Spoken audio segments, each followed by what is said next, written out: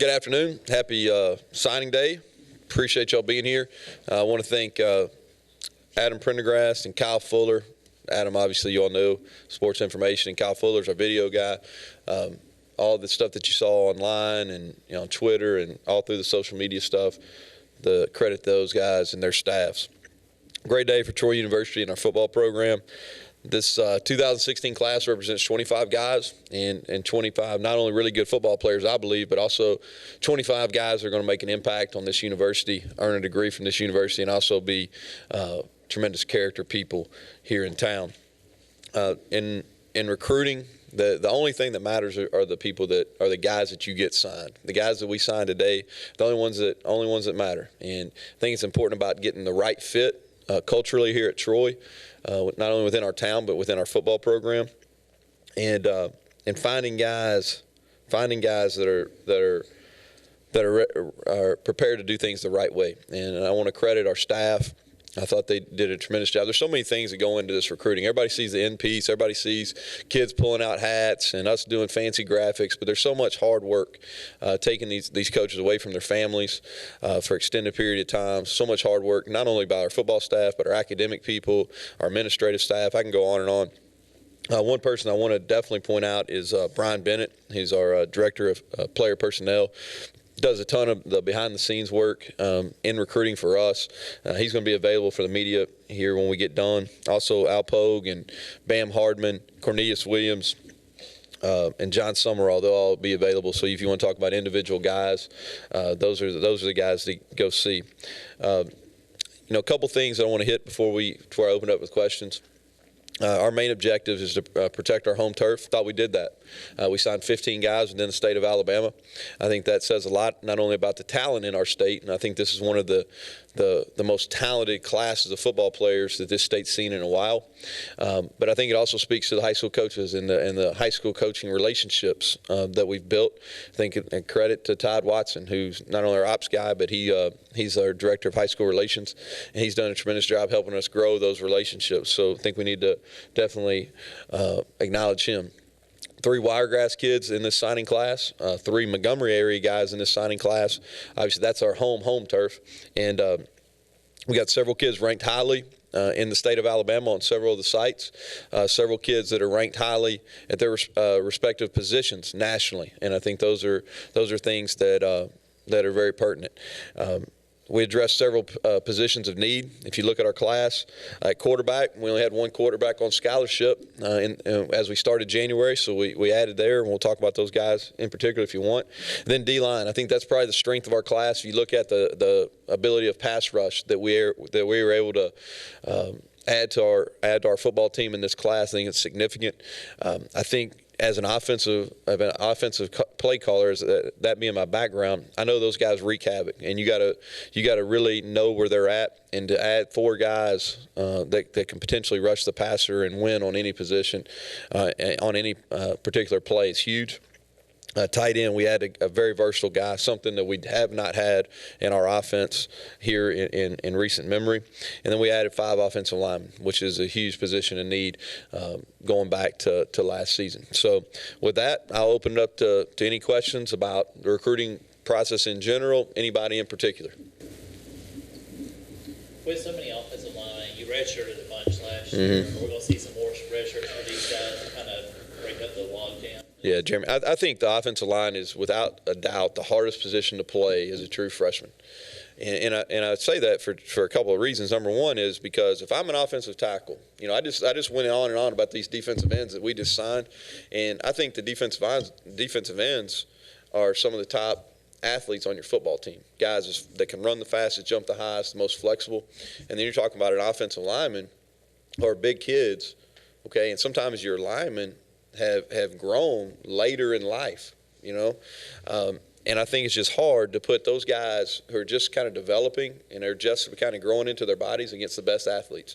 So Crumity played last year as a true freshman. I wish I could have redshirted him. So the intent this year will be to redshirt those offensive linemen, obviously, unless they come in and win jobs. One of those kids playing Hudson for the Wiregrass, can you comment on him? And I know he had some struggles towards the end of his football career, health-wise. So kind of talk about how he's going to move past. Sure. I think the first word that jumps to me is toughness. I mean, you're talking about a kid that delayed a surgery till the end of the football season because he wanted to help his team win a state championship. I think they only lost 2 football games in his junior and senior year. A guy that I would term what's called a sleeper, a guy that maybe the general public doesn't know a whole lot about, but he's a guy that can come in here and potentially be a 3 or 4 year starter, a guy that's going to only continue to get better. He's strong. He's athletic. He's a guy that we identified early in the process. And Coach Rigby, obviously, have a close relationship with him, being that his wife's the women's basketball coach here. So he made us aware of Blaine very early in the recruiting process, probably going back a year ago, December, when I first got this job. And he's a guy that we watched and kept up. He came into camp. And that's something that you're going to see. I think 22 of our 25 guys we had in camp, if I'm not mistaken. We had in camp. Every one of the guys we signed, we had a live evaluation on, and that's the most important thing to me.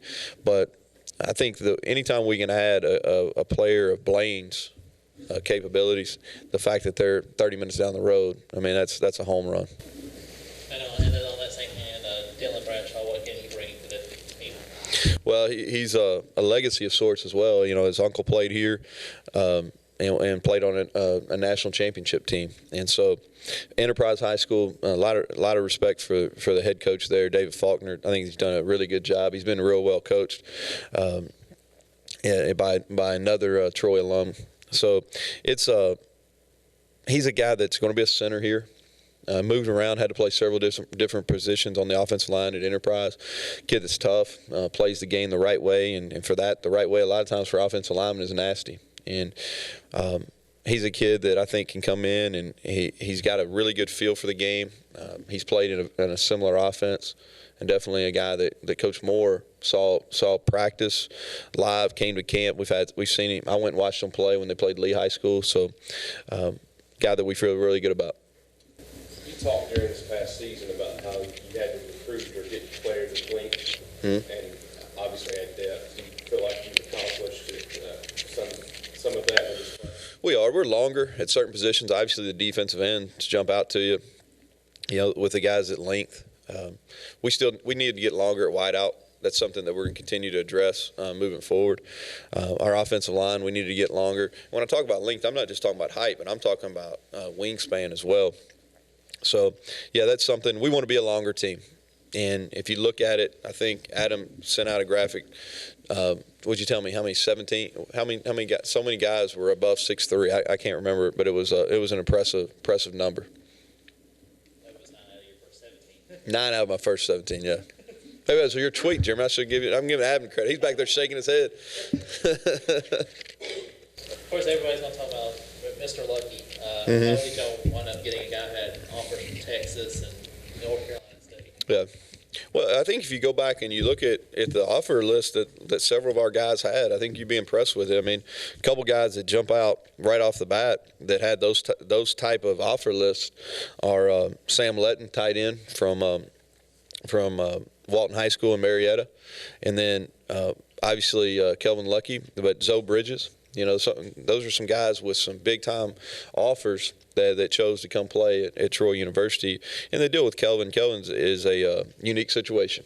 I think he's anytime y'all are going to do a feature here in the next couple of years, I think he'll be one of the guys you go to without question. He's been playing football for about 5 months, and so maybe a little bit longer than that, but not too much longer. But he's a guy that I think with a lot of potential. He has the second longest wingspan that we've had come into our doors over the last 15, 16 months. He's a guy that really is explosive. Grew up playing the game of soccer in his home country and runs well, can bend. I mean, has all the tools to be a big time player here. But I think we have to, let's be realistic about it. Let's be patient. You know, I don't know if he'll be able to come in at the Division I level and be a huge factor right away. I don't think that would necessarily be fair to him. He doesn't have the same type of background. Hadn't gone against the same type of competition on a daily basis. So I think what you'll see out of him is he's a kid that'll have to redshirt, and then 3 years down the road, you're going to see a guy that potentially could be as good as some of those other guys that we've kind of been famous for. You see them throughout the day. We saw a lot of defensive players. Was that the emphasis on this draft class? No, not necessarily. Last year's recruiting class was really heavily defensively oriented. If you look at this, we signed five O linemen, 3 receivers. We've got a 2 running back type kids in here. So I think this is about even. Last year we really heavily emphasized defense. We needed to improve our numbers. This year we're about even down the line. That said, you had a lot of commitments before even the football season started this year. Did you find yourself playing more defense than offense as the season went on and as the calendar hit January? Well, I think that that's the plan. When the calendar sets up like this, we're really in January when you're in a contact period. You're really in an eval period for the next year. For us, it was the recruiting class of 17, and then next order of business is getting those guys on campus for junior days, which we had some really successful junior days. Several guys were at our junior days. Some of the signees in the SEC class were actually here on our junior days, which is a huge credit to our coaches. And then you go into the spring evaluation period where you can see those guys twice, and then they come to camp and our unofficial visit in the summer. So you get a lot of what I would say opportunities to be seen, and then when they come on your campus, you can obviously grow those relationships. So we did have a lot of early commitments. We identified very early in the process. I think sometimes these kids that go late, or you see guys that offer potential student athletes late, is because you haven't seen a live eval maybe to their fall senior year. We'd seen live evals, and we always trust live evals more so than anything. And so we did. We had to fend off some people without question. I think anytime it comes down to the last week, there's always going to be additions and deletions. We added one, lost one. That's the way it goes. And I'm fired about the ones we got. And probably won't think a whole lot about the ones we don't, obviously, really. Of course, everybody's going to say tight end. How does that fit in around here? That's not a position that's used often. Yeah, well, it's a position that we needed to add. We played last year. We used some different people. We had intentions going in the year of Tommy Blevins really being a factor for us, and then Tommy had some injuries and things that just didn't work out. Which was disappointing to him, but disappointing to us also. But I believe we signed a kid in Sam Letton, a kid that I've probably known since he was 10 years old. Dad's a longtime high school coach in Kentucky. Now he's the offensive coordinator at Walton High School, the head coach there. Mo Dixon at Walton is a guy that I go back a long ways with. We offered Sam at the University of Kentucky, one of his first offers. I've seen the kid a lot. I've seen him play a lot of football. And he's a guy that's versatile. He's a guy that can play a true tight end, what people think of when you say tight end. He can play with his hand down. He can also play a fullback role in the backfield, and then he's more capable receiver. And I think in several things he was rated first team All-State. He was rated the top tight end in the metro Atlanta area. So a guy that comes in here with a lot of accolades, a guy that as his body matures, I really feel like he can be as good at that position as maybe we've had. It seems like as a wide receiver, you added and aimed for a lot of speed. Was that trying to get some more playmaking ability into the team to kind of stretch the field? We do, yeah, without question. I think from a wide receiver perspective, if you look at who we added, Dominique Walker, who we added as a midterm signee, he's a kid a couple things I like about him. He comes from Auburn, so he's a guy that was at Auburn, then went to Itawamba for a short time, did a good job, was productive, but he knows how to work. He's been in a big-time program atmosphere. He's not going to shy away from the moment. The workload that we're going to put him through here at Troy is not going to be anything that's new to him. So he's a guy that can stretch the defense. Right now he's a post go guy. We can throw a post to, throw a go ball to. He can run. We need to develop him from a raw wide receiver to somebody that's productive every down. Tavares McCormick is I think. I use this word again, kind of a sleeper in the class. was probably as good and as productive as any junior college receiver in the country as a freshman. Had a knee injury, a minor knee injury, but caused him to miss several games as a sophomore. And he's a guy that's going to – and we're going to ask him to take a big load. Now, he's not going to be Teddy Rubin. Teddy Rubin wasn't productive till his second year, but we're going to ask McCormick to take some of that workload that Teddy did, and we're going to give him the same type of opportunities. And then high school-wise, we added some nice pieces today. Darius Wesley is a very good player. Look at my list here. Who else? I think it's it. I'll tell you another kid that I want to talk about too, that's joined our program is Hiram Velez. But he's a guy that came here as a guy that joined our program at the first start of January, and I think he's going to be a significant contributor to us. You'll be asking about him after the first spring game or first spring scrimmage.